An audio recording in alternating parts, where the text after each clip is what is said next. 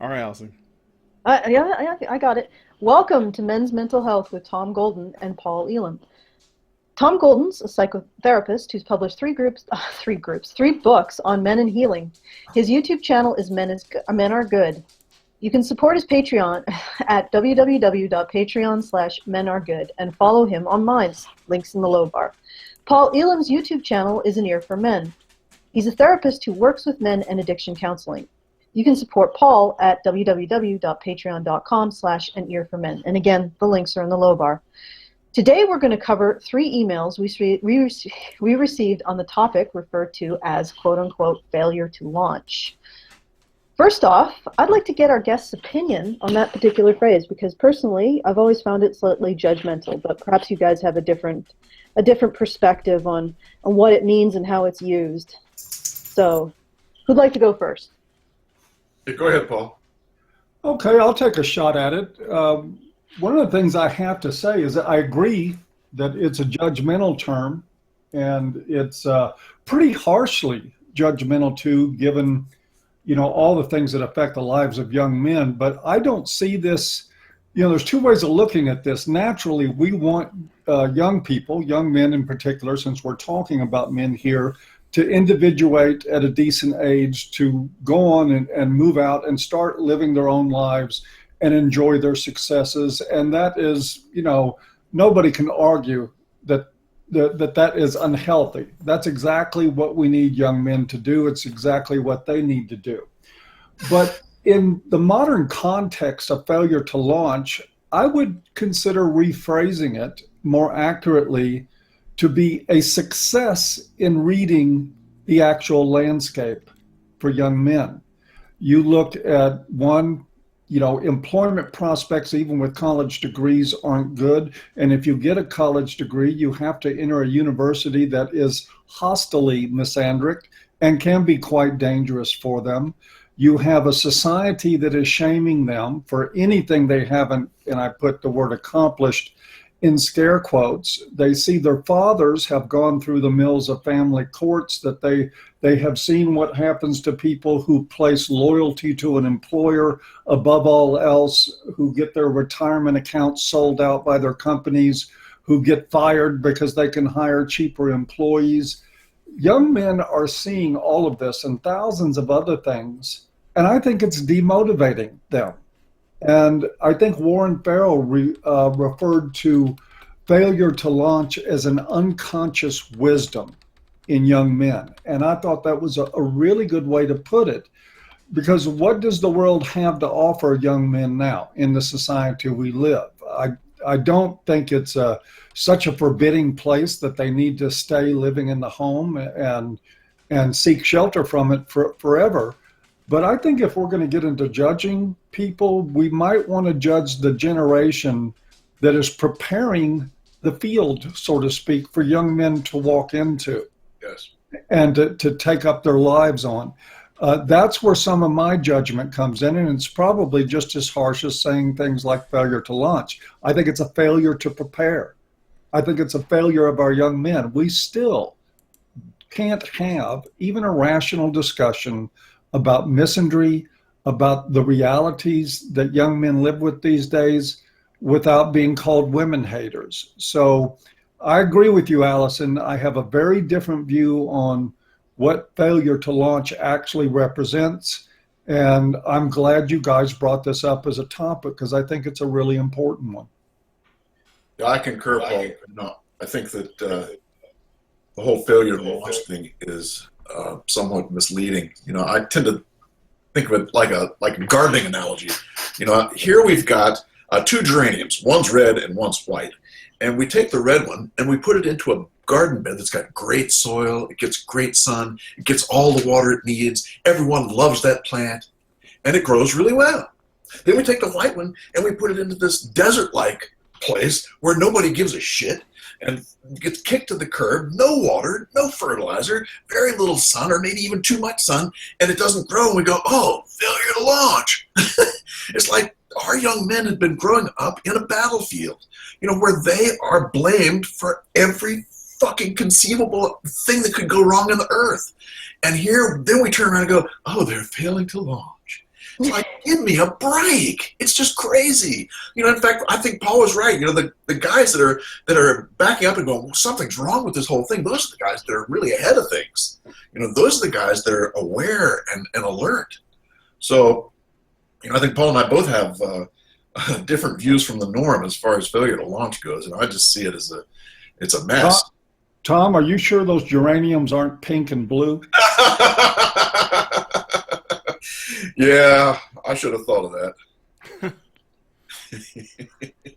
Well, in my opinion, I think that there is something to be said for teaching children, boys and girls, that their actions result in consequences. And if you don't like where you've ended up, you know, the person who's attached to the feet who got you where you are is probably where you need to start with in terms of blame and change.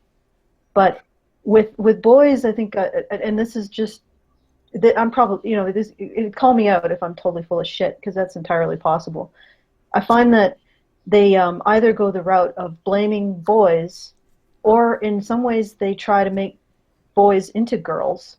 Yep. And raise them in the same way that they raise girls. But unfortunately for boys, they don't get the same concessions that girls get. And ultimately, I think Karen likes to point this out, ultimately that is really not very functional for boys, because they'll go into a society that doesn't care that they don't have the ability to do something, that won't listen to them when they say, hey, you know, I'm in pain, I'm having problems, I need help, and then to blame them for the fact that they don't want to adopt this kind of posture. You know, it's almost a catch-22. Boys get blamed for not emoting like girls, but they do not get the benefits that girls get when they emote. Yes. And ask her the last time she really listened supportively to a young man in pain. You'll hear silence.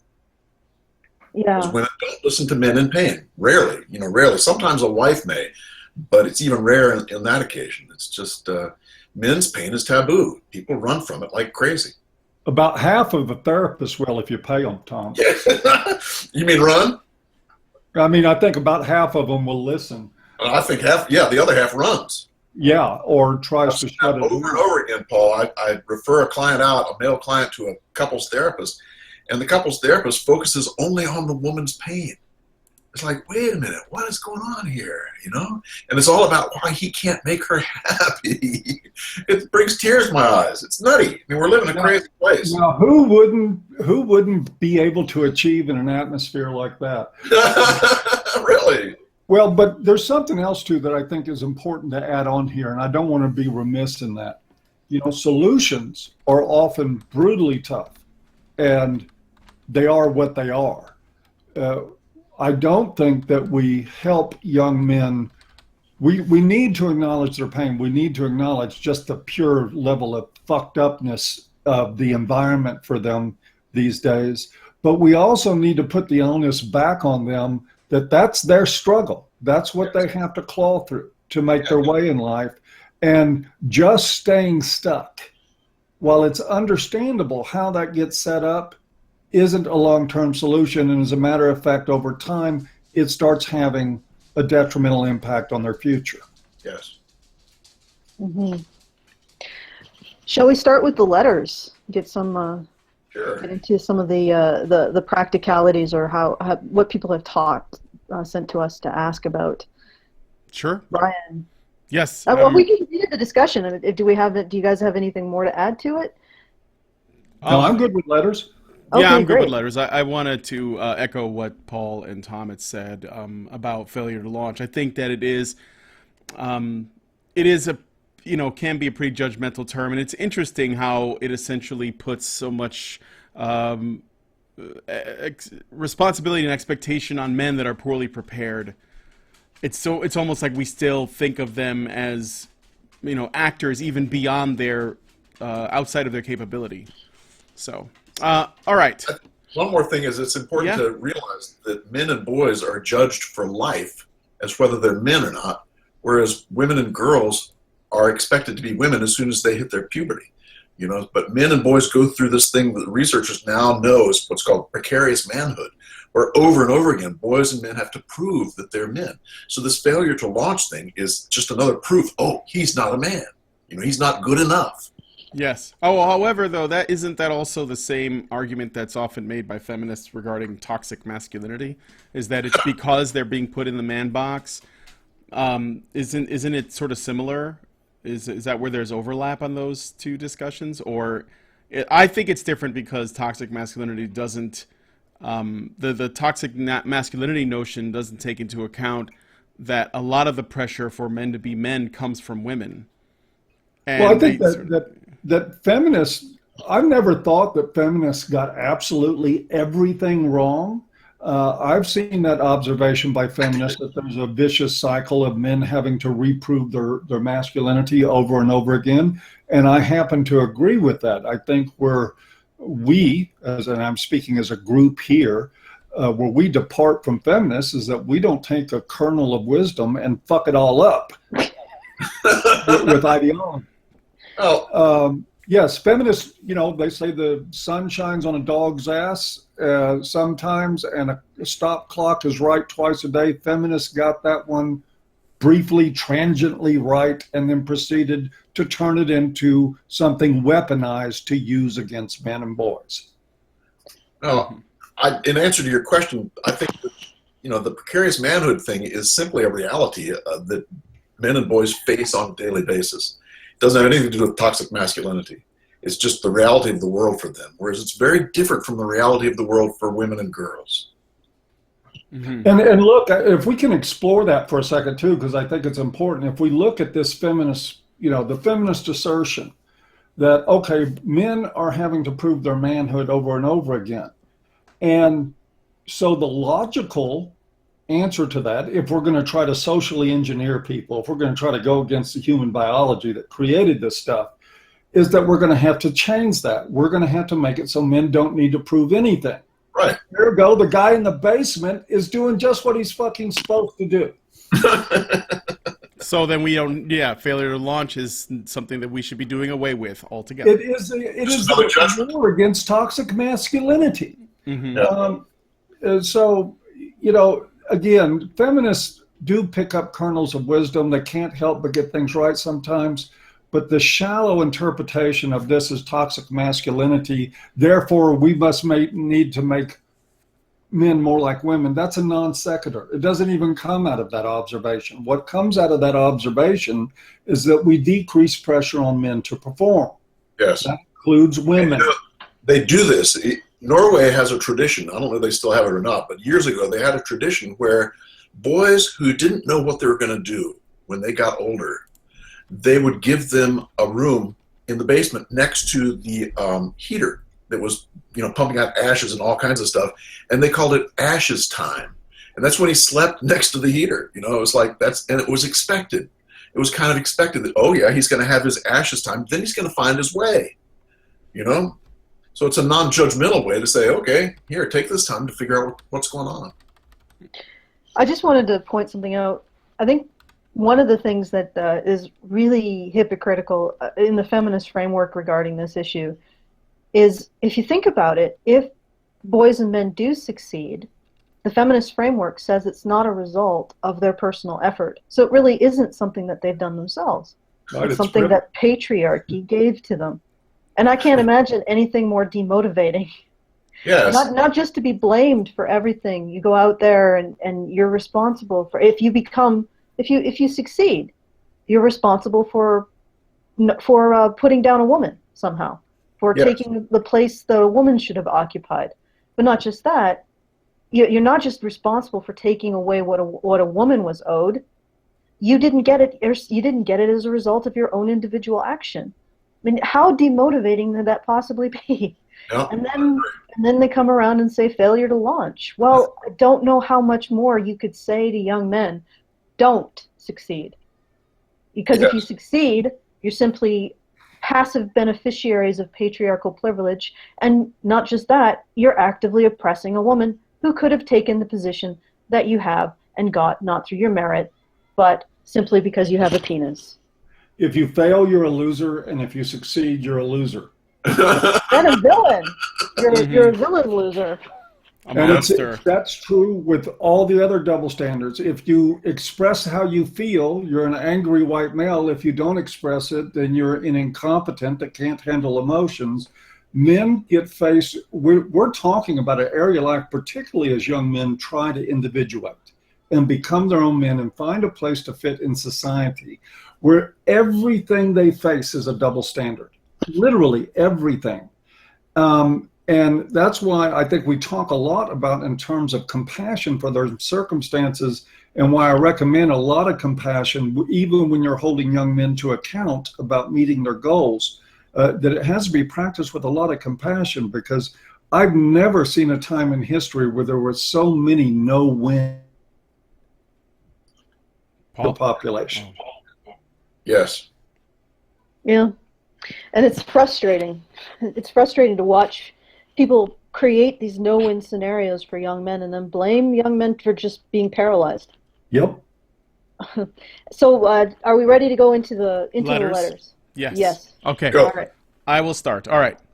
Well, I'm reading them all anyway. But Ryan H. writes, "Hello, Badgers. I'm a 23-year-old white man." Okay, you already lost. Let's move on to the next letter. No, I'm kidding.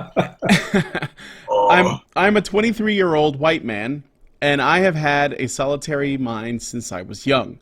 That is to say, I have had to rely on myself to try to craft the man who I was to become, who I wanted to become. Anyone who knows me now, and anyone who could find that little nugget in my younger brain that was to be a template of what I thought I might become, would find several thousand flaws between the two images. This isn't a sob story, and I don't mean to make it out to be. I grew up without a father for much of my life. I met my stepfather when I was 10, but at that point I was already well on my way to a downward spiral of ineptitude and disappointment in myself. I love my stepfather. He's a good man and a good father, and I don't blame him at all for how I ended up. But throughout my life, I have never had a positive male role model. What I have done is I have begun to cast a mold, as I am still sculpting it, and the results have been disastrous. Though I am intelligent, I have flunked out of community college no less than twice. Though I am more outgoing and witty than most, I find myself with a small handful of friends, only 3 really, one of whom is like a brother to me and is facing charges of continuous sexual abuse of a minor. I've only had one girlfriend in my life, and I barely knew what to do, and I ended up being the nice guy boyfriend, and I bailed before I could make a mistake. I say all of this because it's the antithesis of who and what I wanted to be, and who I still want to be. Today at work, while listening to old songs that I enjoyed, I rediscovered Meatloaf and the persona he uses within his songs, specifically Bat Out of Hell and Paradise by the Dashboard Light. That song goes on forever. Listening to these songs now, it's like 10 minutes long. Listening to these songs now has inspired me, once again, to try to chip away through the wall of apathy that separated me from health and happiness, using the idea of a man in order to try to fix the mold and recast myself. I've already gone too far too long, and I appreciate you taking the time to read this email. I very much enjoy HBR, and I appreciate what you all do as a service to society and as an empathetic support for men all over the world. You'll always have a friend and fan in me. I wish you the best, and Merry Christmahana Kwanzaa. Yeah, I know this letter. It's a little dated. Yes, it's dated, and I apologize to Ryan for taking so long to get to it. Yeah, it's dated and it's timeless. Yeah, There you go. We basically got this letter up here as soon as the Paradise by the Dashboard Light song ended. That's how long the song is. Is it a long song, Brian? You might say that. Okay. Oh man, leave Meatloaf alone. So that's the letter. I wanted to say something. Can you imagine 10 years old and already disappointed with yourself? Yep. That really jumped out to me. Yes. No, not even allowed. I mean, at that point, it sounds like at 10 years old to be taking stock and saying, "Hey, I don't fit. I don't fit the man that I want to be." I don't mean that mockingly. I mean that just astounded.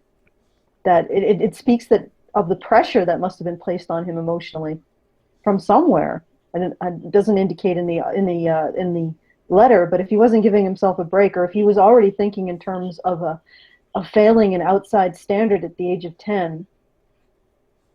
That's it seems like he's expected to be too adult, too young, perhaps. That sounds like possibly some parental messaging at play there. Yeah, or parentifying, perhaps. Any number of things along those lines, whether he's parentified or he's a family scapegoat, or there's a superstar sibling in the mix here that he can't measure up to. I mean, there's a lot of things that could lead into that mindset, but most all of that usually does trace back to the parents. Yeah, anytime there's a lot of trouble in families, the kids naturally will blame themselves. Yeah. So this young man grew up in a pretty chaotic environment, it looks like to me, and no dad, and it just seems like it was probably chaotic, and it's not unexpected that a young man like that is going to start judging himself, because it's safer to judge yourself than it is to say, God, I'm living in chaos.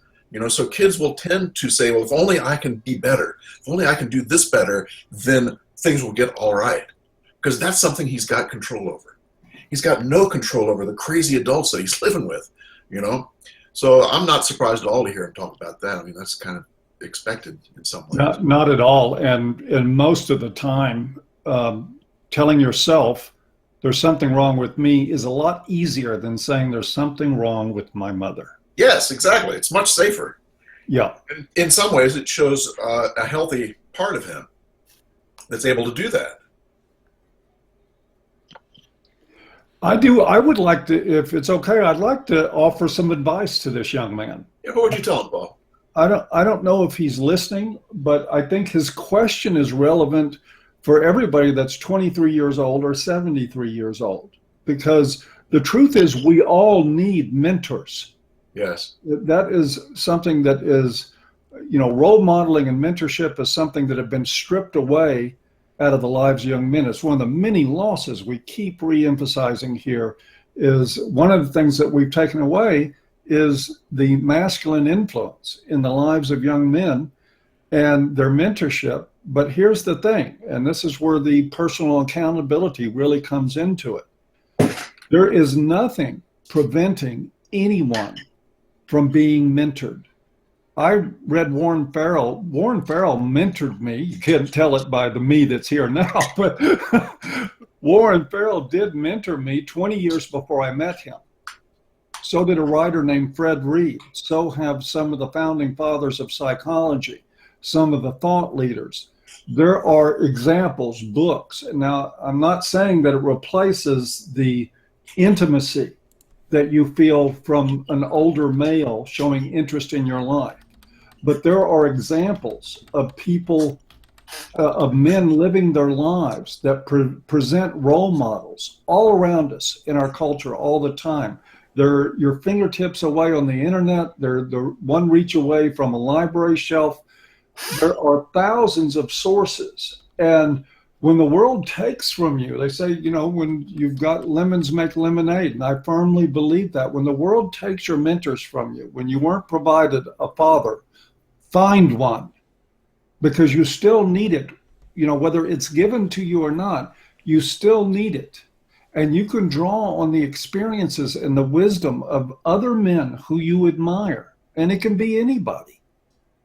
And learn from that and try to emulate that. That is on you. It's not fair. It's not right, but it is what it is.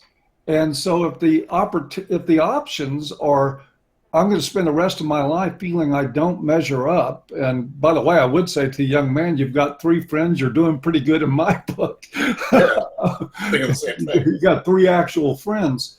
But all those other deficits in your life, sir, those are things that you can fill. And that in the end, no matter how you were raised, it was only you that could fill those things anyway. They were never friendships and self-acceptance, self-respect. Those things are stuff you take in life. They aren't given to you for the most part.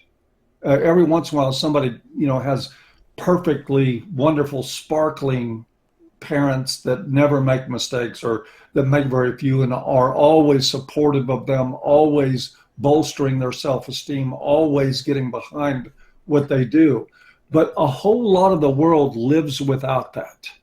A whole lot of the world has a deficit, and so they have to create it for themselves. And I just wanted to suggest to anybody listening that is possible for any man on any day of the week.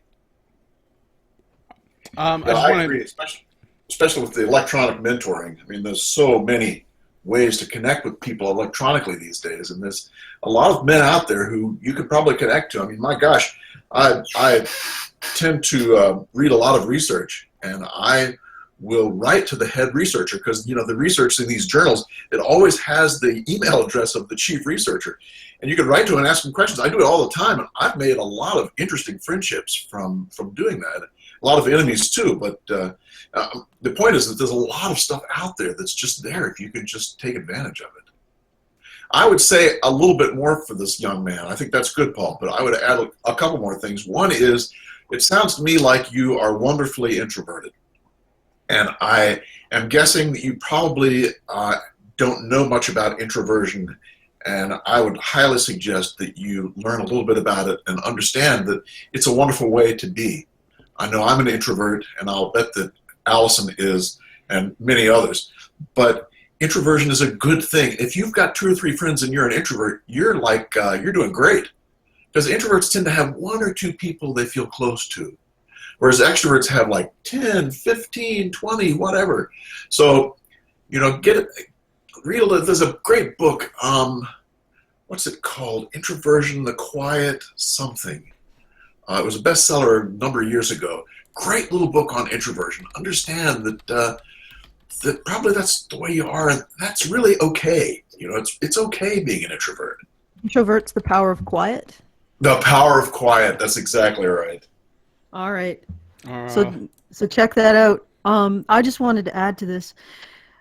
When I was trying to deal with my panic attacks and depression that basically overwhelmed and threatened to take over my life about 5 years ago. No, I guess 4.5 years ago. There was something that I read that impacted me.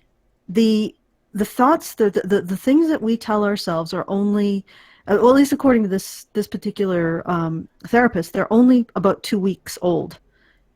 So you're not really suffering from what your mother said or your father not being in your family. You're suffering from the thoughts that all of those things laid down that you are continuing to perpetuate. Yes. As a habit. So what good parents do is they establish good habits, but at any point in time, you can correct the bad habits that you learned in childhood. Exactly. And it only takes, probably 2 weeks is a bit of an exaggeration, but more likely it's more like 6 months. But if you apply consistent effort to change the habitual ways you think about yourself, you can improve and yes. Not necessarily erase what your parents did, but certainly ease it and reduce its power. And I interrupted Brian, so I'm going to let Brian go ahead. I just wanted to chime in because somebody in the chat made a comment, but it was sort of a question. It is a question. Wizard of Cause, who was a guest on our show in the past, he writes, Paul, if you happen to see this, do you feel mentoring can be done posthumously, a la great writers, thinkers, and speakers of the past? Brilliant question, and absolutely yes. There is no doubt about it. You do not need to have an actual relationship with a mentor. Those things are nice, but I think if you look at people typically who have been well mentored in life, they may cite somebody that they knew personally, but they will also cite their influences. And when we talk about influences, we are talking about mentoring. We're talking about great writers, great artists, poets, thinkers, philosophers. These people absolutely can be our mentors in life. And that is certainly true in mine. All right. Yeah, I agree. I was just going to ask you, Paul, Tom, the same question. Yeah, I think that's true. I agree 100%. I wanted to go back to what Alison said, and Alison's looking at what can we do today to help out, and I'm sure this young man's wondering, what can I do today? And I would just urge him to say, look, give yourself a break and start today. Start fresh, boss. Try not to let the old stuff get you upset, and you do that by each day finding a way to spend about 20 minutes where you get quiet and relaxed. And I'm telling you, this is a boon. If you can spend about 20 minutes a day where you slow that breath down, you get very quiet and relaxed, good things happen. In fact, they're thinking now that when we get quiet and relaxed like that to a deep degree, where you're down to like 2 or 3 breaths a minute, the old unfinished crap we have starts to get processed without talking about it. This is an incredible boon. And it's just something you can do on your own. The other thing you can do on your own is to plant positive seeds. The brain is built to be anxious and to be nervous and to be upset and fearful. And that's the way the brain is built, because our ancestors all had to be fearful and afraid in order to survive. Otherwise, they would have been eaten by the woolly mammoth or the saber-toothed tiger. So we all walk around with a certain level of anxiety that's based on a very healthy fear that keeps us safe. But what they know now is that this fear hangs on like crazy, but the positive slips off like Teflon. And so one of the things the brain researchers are talking about now is to learn how to take positive and plant it, anchor it into the brain. And you can do that too. When you get really relaxed for that 20 minutes, when you finish the 20 minutes, think of a time where you felt grateful, or a time when you felt strong and powerful, and let that sink in. Let that be in your brain for at least 20 or 30 seconds. And this, when you do that and you open your eyes, you're gonna feel better, because the brain is very plastic. It's neuroplasticity. This whole thing of the brain being able to move back and forth is so true. And every little thing you do like this can help that brain get a little bit more on the positive side and let go of more of that negative crap. Does that make sense? That's good advice. All right. Shall we move on to the next letter? Before we do, can I just toss in one other thing here? I hope one of these days, when we're invited back, that we might go back and touch, Alison, on what you were talking about earlier with anxiety. I am 10 years of victory into a 30-year struggle with anxiety myself. And it's a topic that's really near and dear to me, and I think it's important, especially for a lot of young men that are facing life changes. I hope we can discuss that at some point. Yes, I agree. I'm interested in that too, actually. As a teenager, I had paralyzing anxiety, especially social anxiety. And I don't know how I did it, but I actually am far more extroverted these days than the way I was. I think it's because I was forced into working in like retail jobs and the service industry, and I may have like forced myself, but yeah, I would find that to be an interesting topic, because I was in I think that's a great topic. And the important thing is that testosterone increases irritability and anxiety. So, and guys have a lot more testosterone than the girls do. I actually heard the reverse, that it's estrogen that increases irritability and testosterone. I don't know what estrogen does. All I know is that, for instance, I worked with people who were dying and people who had serious illnesses. And there were a number of times when women had to take testosterone in order to fight their cancer. And I'm telling you, these women would come to me and they'd say, Tom, I got to get off this stuff. I say, what stuff? They said, testosterone. I said, well, what's going on? They said, I feel irritable as hell and I can't stop thinking about sex. And I thought to myself, welcome to my world. I wonder because some of the recent studies that have come out, and people probably experience this differently as well, depending on why they're taking testosterone. But the studies that I've seen suggest that testosterone is actually calming. It's why men. It does, Alison. They found that what it does is it's actually stress relief when you lose. That it will kind of relieve stress and say, you can do it, you can do it, you can do it. But I'm talking about anxiety in terms of every day, just this free-floating crap that goes on where our palms get moist and we tend to grit our teeth sometimes, that kind of thing. Yeah, no, that would be a great... Much more often with guys than I do with girls. Much more often. Really? But more anxiety among guys, that's interesting. Oh, yeah. Haven't you, Paul? Yeah, I'd have to say so, but I'm not so sure that, I don't doubt your research because I know your research skills. So I don't doubt that there's a relationship in some anxiety to testosterone, but I would be surprised that it was the only source. Oh, no, I'm sure it's not the only source. Yeah. So much crap going on. But all I was trying to say is that it's more likely that boys are going to be anxious than girls. That's what I'm saying.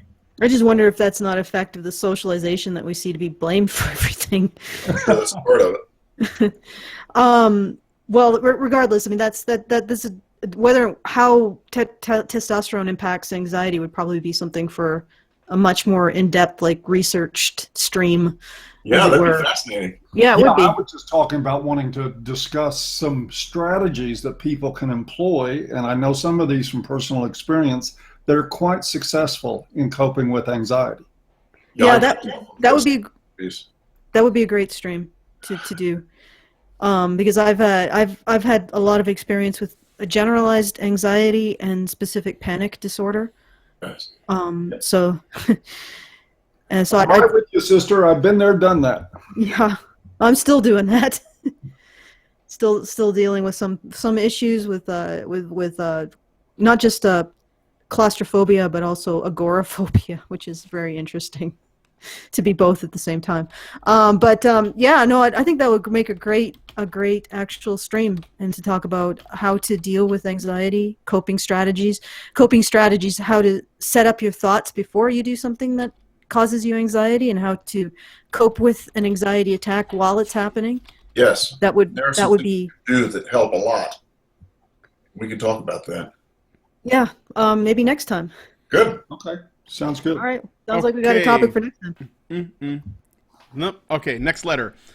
Jesse V writes, "Hi, Honey Badgers. Big fan of the show. I'm looking for some advice. I'm a 22-year-old male with ADHD/PI and anxiety. Speak of the devil. I'm the middle child in a family of 10 kids. Where I grew up in a chaotic, unorganized household on welfare with an eccentric, spacey, but well-meaning mom and a paranoid, controlling, and emotionally neglectful father. I've always had a problem focusing my thoughts, so school was always an issue for me. That, and the stigma of my family's mental health, led me to being shy and socially awkward around other people. For the most part, I'll be polite to people as a formality, but I'm generally distrustful of the intentions of people that I don't know. I eventually warm up to people if I like them enough, but whenever I talk to them, I feel like I'm attention-seeking and emotionally needy. I also angst about my mental capabilities because I don't feel like I'm good at anything in particular, and I lack any ambition or motivation. I have some hobbies and interests, such as superheroes, comic books, and video games, but I'm not skilled at any of those, and I feel like I'm sorely lacking in creativity. I was wondering if there was any advice on better developing my interpersonal skills and/or trying to find my niche in life. Thanks in advance. Sincerely, Jesse. P.S. Have any of you guys seen Deadpool yet? It's a good movie. Okay. Thank you, Jesse. Yes, I did, and yeah, it was pretty good. All right. Well, I have thoughts on this too, but I put you guys as the guests, so. Yeah, no, go ahead, Brian.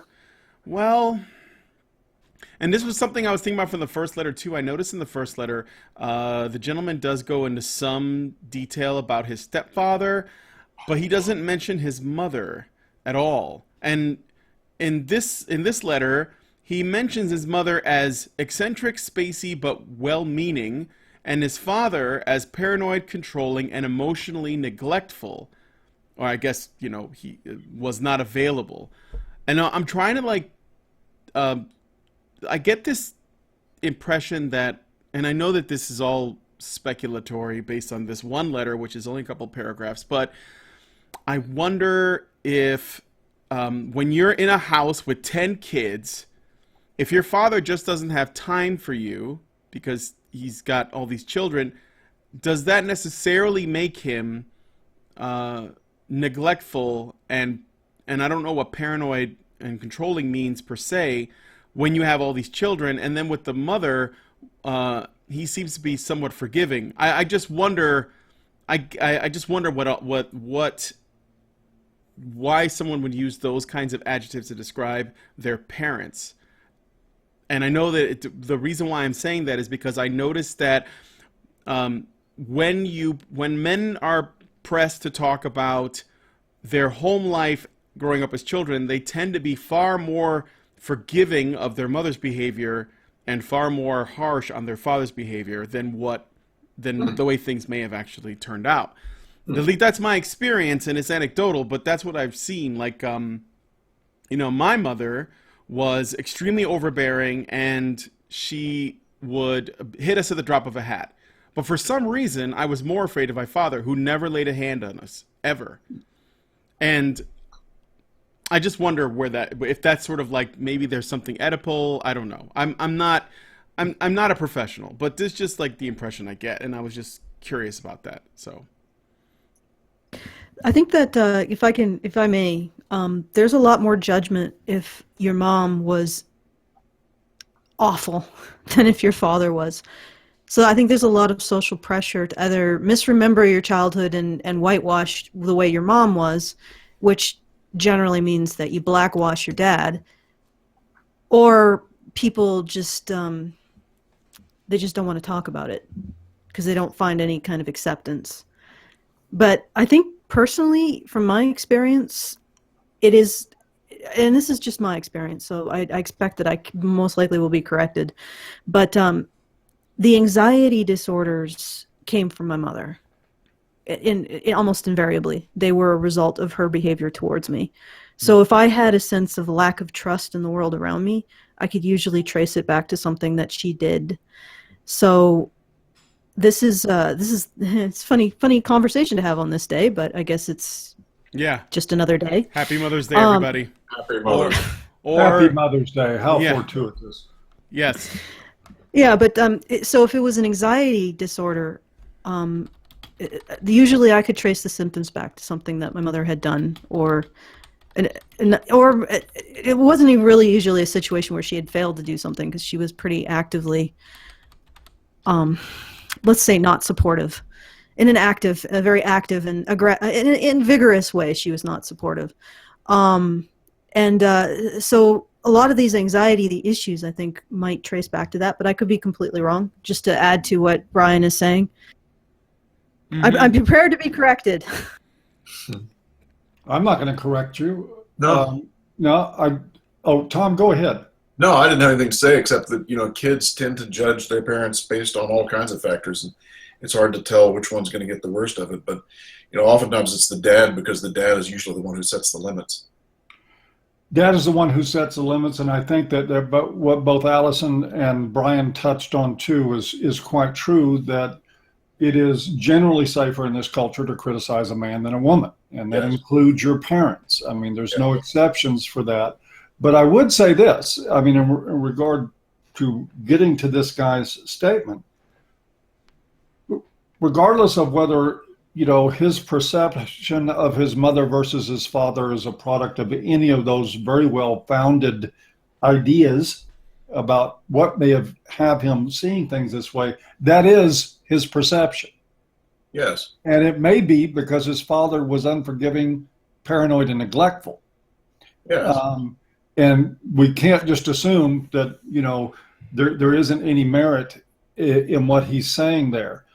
To the core, I think, of what he was asking for was, again, it's almost like the same thing as the last letter. And, and I see this with my clients all the time. It's a struggle for belonging. Yes. In order to belong, There are certain things you have to do, and he's right on top of it in saying that he's looking for something to excel at. And I wish that there was a magic wand I had to wave about that, but the only, I think, honest, realistic answer to that is find something to excel at. When I heard his letter, I picked up two things: insight and the ability to articulate. The makings of somebody that can write. I was going to say that. Right there. Yeah. There is potential to write about these experiences. He has good insight. He has a good way of expressing himself. And that's just one. I mean, that's just something I plucked out of the pile that was there. Everybody has talents. I mean, well, there's Lacey Green, but. Well, she is at least. I've been wants seeing to what she's learn. been dealing with on Twitter. She's open to learning. I see she's going through the learning curve. And I still have to make a point to take a shot at her. That's okay. In a good-natured That's way. okay. You could have easily swapped that out for Emma Watson, Anita Sarkeesian, anybody else. Anita Sarkeesian and Emma Watson have always bugged me a hell of a lot more than Lacey Green, if I'm going to be honest. Yeah, but Lacey Green's more topical and more current. She is more top-heavy. Oh, you said topical. I'm sorry. But not from the neck up kind of way. No, I just want to get back to that young man for a minute. Is that just like I suggested to the other young man whose letter was read? You know, these are our challenges. You guys, these letters are outstanding because these guys are nailing it. I mean, you could talk to a lot of people who would say, I don't know, I just don't feel good. And that's all you get from them because they don't have any better understanding of what made them like they are. Yes. Than to come up with anything more than that. Yet these letters are from very articulate, insightful young men who have a very good grip on what the problem is. The solution is tough, though, because it's like, how do you go from feeling like you can't do anything right to getting to a place that you feel proficient and competent and even like you excel at something? And the fact of the matter is you get there with persistence. I'd recommend a movie called Founder. I don't know if anybody here is seeing it, but it's with Michael Keaton, and it's a story about Ray Kroc, the guy who founded McDonald's. Oh, yeah. And it's actually a pretty good flick, but the important message, and they even wove it literally through the whole thing, is persistence. You have to try. You have to try almost like you're raging at it. And keep trying and take some hits and keep trying some more. We unfortunately, again, go back to this landscape that young men are in, where the prevailing mentality in a lot of ways is, why should I bother trying? Well, I'm going to end up like my dad, sleeping in a one-bedroom or a studio apartment, or sleeping in his car. Am I going to end up like my buddy who got screwed out of his college career? Why should I try? And the only answer that's realistic or fair to ever tell anyone is because that's what you've got to do. And it's tough, but this guy already, I can tell just from listening to him as he wrote that he's got the mechanics there, that he's got the components to put something great together. He just doesn't know it yet. Yes, I agree. And Paul, I had the same kind of feeling about him writing. I mean, the first 3 sentences, he said a whole lot of stuff. It was very descriptive and very powerful. But, I tell him something a little bit different. I'd say, you like superheroes, comic books, and video games. So do something. Don't worry about excelling right now. Worry about enjoying. See if you can just enjoy those things and bask in that. Just find joy in doing the things that you like to do. That's not very manly, Tom. Be careful of your self-judgment, because the thing that's racking this guy up is his self-judgment. He's saying, I'm not good enough, I'm not good enough, I'm not good enough, And put yourself in a position where you could just enjoy. That's actually what I noticed as well. I'm like, you realize that you don't,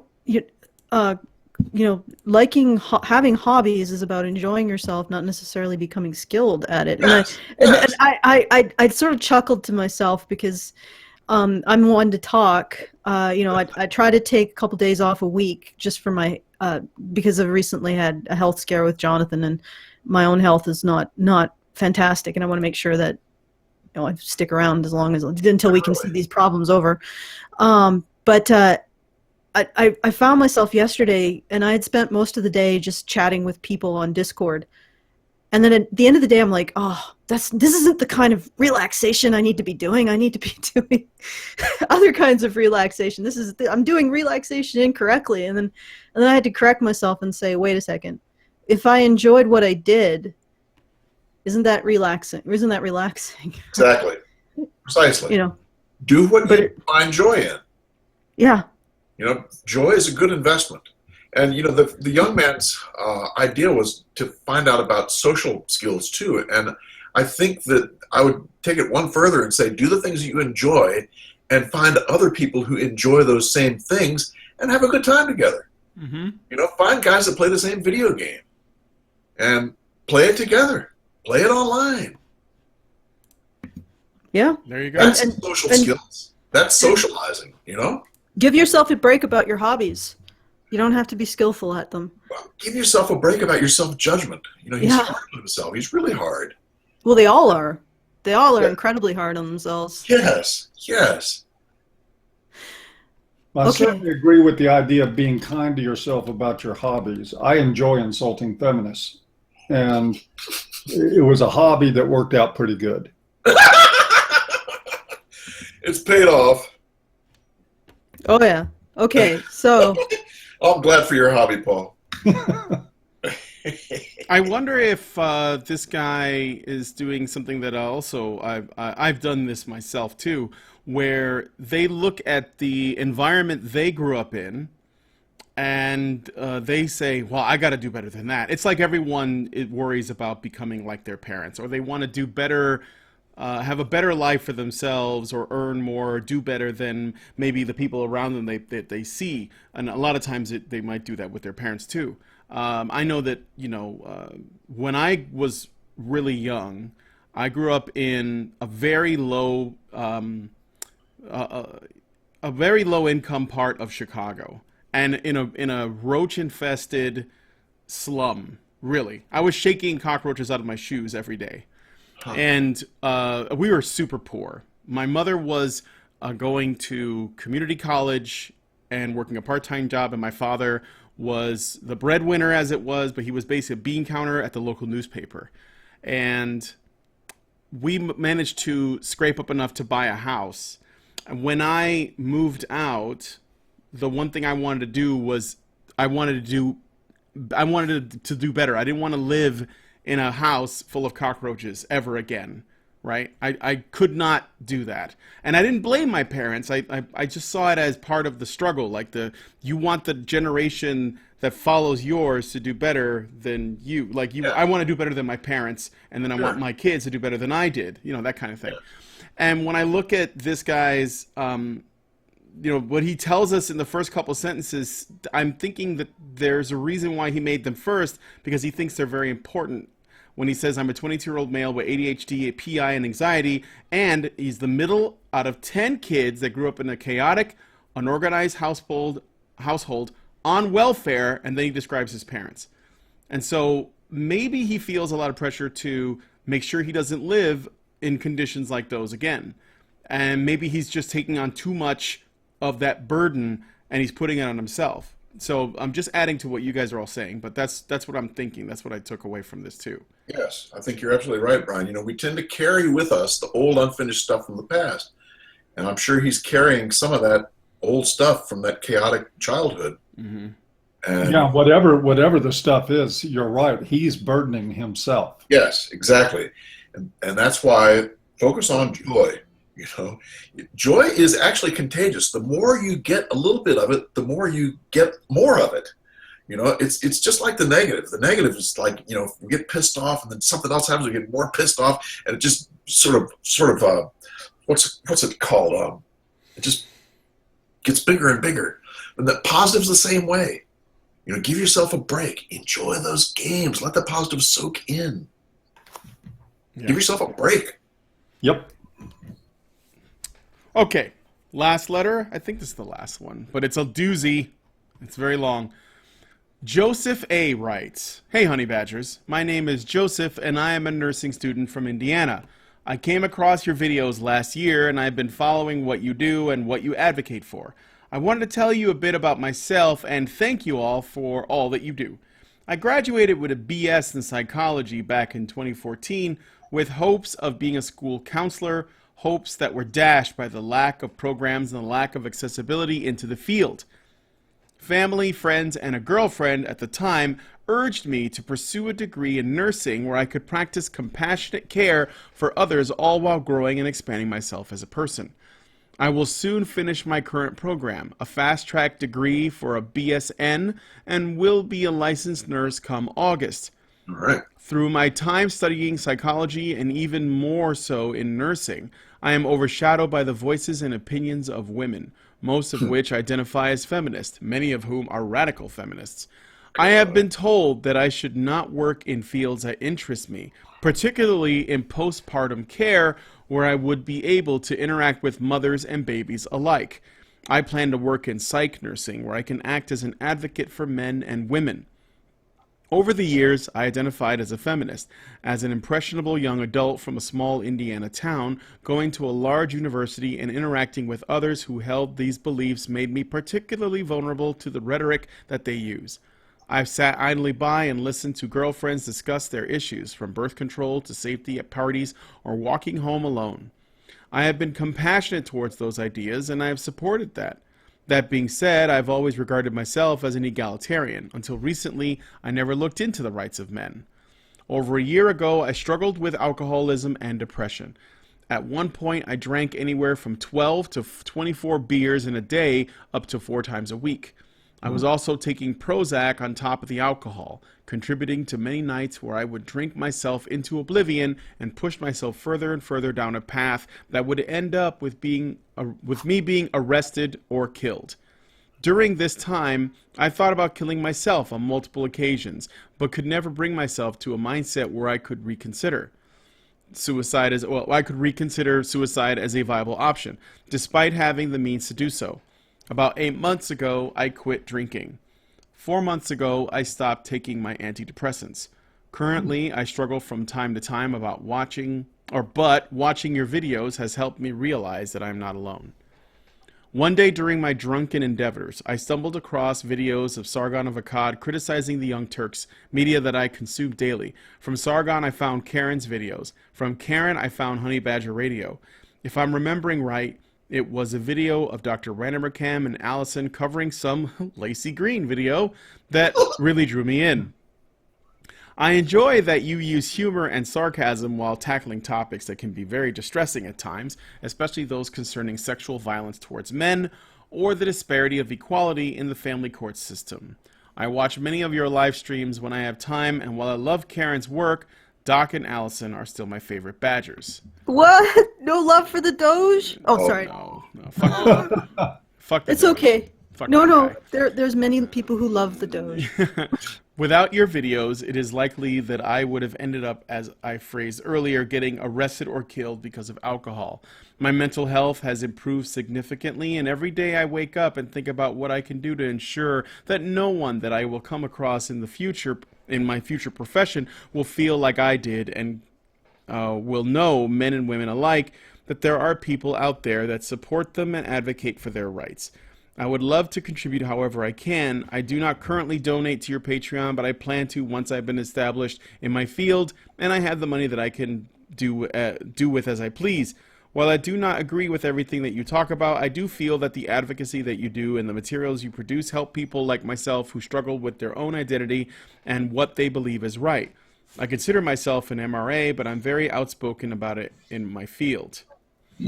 I hope that in my career I will be able to advocate for others in a way that you all have advocated for me, particularly in psych nursing, where I have worked in clinicals and absolutely loved. There is a massive population of individuals who do not have proper advocates and do not feel supported.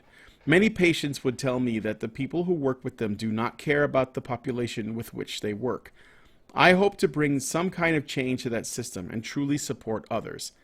I apologize if this email seems fractured or unorganized. I had 4 final exams yesterday. I'm not the best student, and much of the time I struggle with my studies. Anyway, I would like to thank you all once again and hope that you continue to make your videos. There is much love for myself and people like me here in Indiana. Take care. I'll see you all on your next live stream. Regards, Joseph A. I didn't edit that for length, and I apologize. But I figured that it would be nice for him to get all of the things that he said out. Yeah, yeah. But thank you for reading that, Brian. Hey, Joseph, you're winning. Yeah. You're winning. Yeah, well, the other reason why I included this is it's a little bit more positive. Yeah.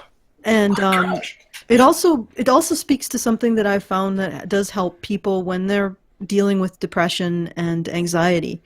And that's getting out of your own head and looking about how you can help others. I know that sounds, and I don't want to say that in a male service identity kind of way, because it doesn't, like, maybe not helping women who are like Anita Sarkeesian pretending to be in trouble and playing the damsel role, but just helping people who don't necessarily get help very often. If your anxieties aren't social anxieties like mine, going out and taking part in homeless shelters and stuff like that. But if you can't, maybe there might be other ways to help. In fact, that's really what helped me start to challenge my own depression and anxiety, was getting out and trying to volunteer at AVFM, A Voice for Men, to try to help out and make a difference. And you did. Thank you, Paul. So I'm impressed with this young man. I mean, gosh, he's stopped alcohol. He's stopped his meds.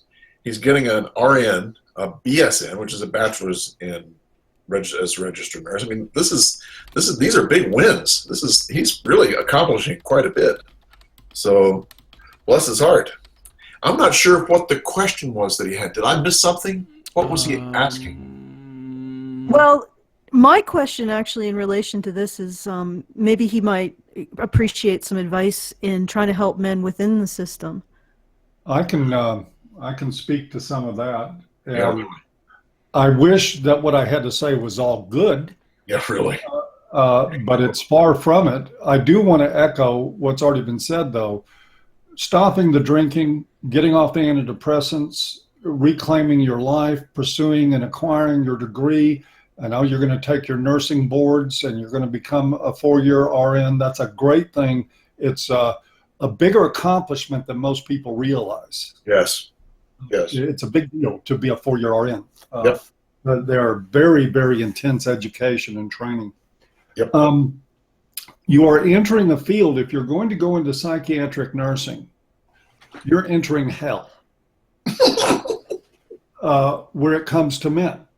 Yep. First of all, nursing is, as you might expect, a female-dominated profession. It is also quite ideological at this point. I don't recommend being overt in your advocacy for men. I really believe in most modern nursing environments, you will get chewed up and spit out very, very quickly. And that's just me calling it like I see it. I could be wrong or whatever, but there's also other concerns that come with that. And one of the things that he mentioned in his letter was a lot of patients feeling a lack of concern. That is certainly, I think, the case with men and the case with all patients across the board in many ways. But it's also important to remember, and this is really important to remember for new people working in the psych field, is that often professional detachment appears like lack of caring. I'm sure, Tom, you've seen that before. Sure. It is important, very, very important in working in the psych field that you maintain a pretty rigid level of emotional detachment from the people for whom you advocate. Because if you invest emotionally in the results, you're going to be beat down a lot and you're going to be a lot less effective. And usually, and this is just sort of the old advice that somebody who's been there and done that in this field, it takes a few years for most people entering the field to sort out the difference between the issues of their clients and their own issues. It is just part of the way that people mature into being good mental health professionals, that they go through sort of a little baptism in fire. And nothing will show you your issues more than working in psych, I promise you. Whatever you've got going on in there will be presented to you. But you seem to have really good skills. You pulled some stuff together. I mean, I don't know how you approached the work on your depression, the stuff that led to the antidepressants and the drinking and all that. That wasn't part of your letter. But whatever it was, you did it. And you managed to pull things together, and now you're moving on ahead. I would just suggest a lot of caution in how much MRA stuff you talk about, which I would recommend be none, and that you learn to advocate in quiet ways. Because if you're too overt in standing up for men in the mental health field in general, especially when you're working as a contractor or salaried employee somewhere, Tom can correct me if I'm wrong, but that I haven't seen any environments in all the many treatment facilities that I've worked in, both in med-surg hospitals and in freestanding residential facilities and outpatient clinics. Everywhere I've ever worked, it was nothing but strife to stand up as an advocate for men. And I say that as somebody who's been there. Yeah, I pretty much concur with Paul. You know, it's the first thing that came to my mind was the phrase "danger, Will Robinson." Yeah. It's like you've got to use real caution because, you know, if your goal is to give people compassion and to be with people and let them know that you are an advocate for them, like Paul said, you can do that without telling people your political views. And I agree with Paul. I'd keep quiet at least for a while.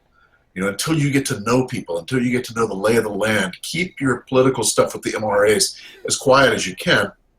And then in time, you know, let more and more out. But what you're going to find when you work in mental health is that you walk a razor's edge. And on one side of that razor is compassion, and on the other side is detachment. And if we're too detached, we become ineffective. We become not able to really hear someone's pain. But if we get too compassionate, we become sucked in. We become ineffective because of our lack of detachment. So you have to balance these two, this detachment and the compassion, where you keep them both active. And it's a balancing act. It's something that you're going to find is tricky. And good luck to you. I think from reading the letter that you're gonna do just fine. But also, maybe you can latch on to someone who has been there for a while who's going to help you out a little bit too, because it's a tough time when you first start out. And you know, psych nursing is can go both ways, Paul. I've seen nursing facilities where people were downright MRA-ish.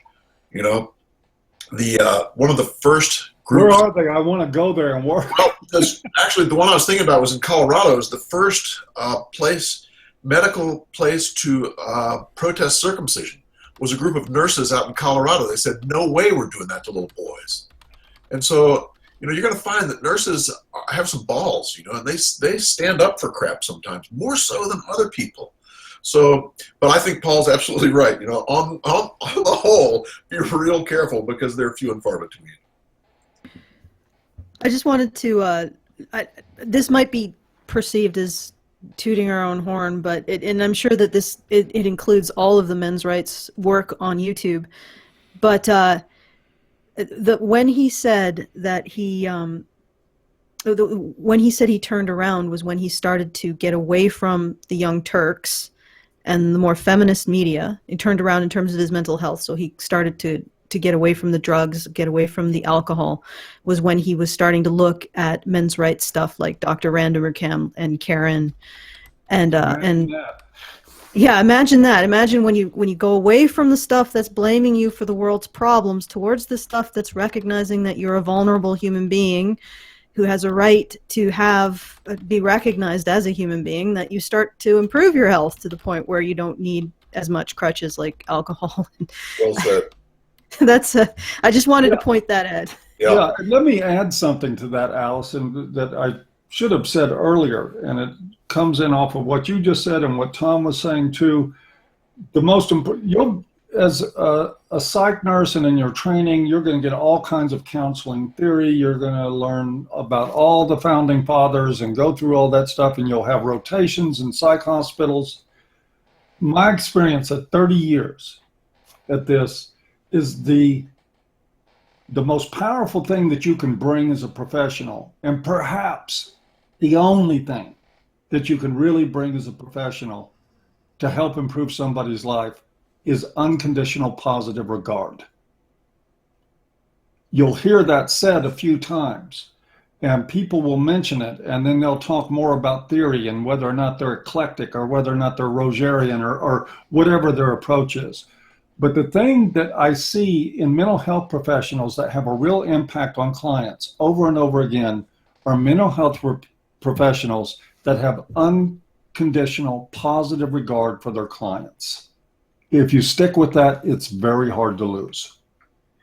And you won't get that from Young Turks. I would concur with that and add on to that listening is maybe one of the most important pieces. Being able to really listen to what someone says, it's not easy.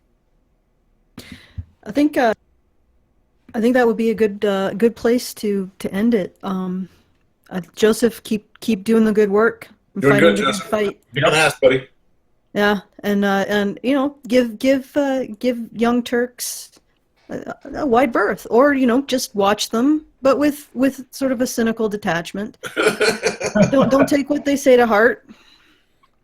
And I think this has been a productive show. We're gonna transition to our after show, which is. Alison, could I say one thing? Sure. I may have been wrong about the testosterone piece, because I think that it may be low testosterone that causes anxiety. So I take back anything I said about that. Plus, Golden made a mistake. He made a big mistake. Oh, goodness. Can My I first of the day. Allison, before we make the transition, I'd like to plug the International Conference on Men's Issues. Yep. Coming up in Australia, June 9th, 10th, and 11th on the Gold Coast, a beautiful area. Lots of speakers. Going to have Honey Badgers there. Going to have Karen Strong. Going to have a lot of other people. And you can get information and tickets at icmi.info. All right. Do you mind if I plug our fundraiser to actually get there? Plug it. Okay. Hey, let me plug it too, folks. She's going to plug a fundraiser. Give them money. Okay, so we're trying to get to the ICMI. We're going to be if we manage to get our fundraiser, we will also do a meetup separately in Sydney. The fundraiser is www.feedthebadger.com. Badgers to Infiltrate Australia is the name. It seems to be a natural fit because there's lots of venomous snakes there. No metaphor, no allusion intended in that. But does seem to be that there are a lot of venomous snakes in Australia. Snakes? What? No, I deny completely that I'm making that comparison at all. I'm just saying, badgers, venomous snakes. Australia contains the highest concentration of deadly poisonous animals on Earth. That includes their feminists, yes. All right. Okay, so www.feedthebadger.com. If there's any place that the badgers need to be, it's a place with a high concentration of venomous animals. Just saying. Okay. That's right. All right, we're getting out. We're going to be winning. So much winning in the after show. You're going to love it.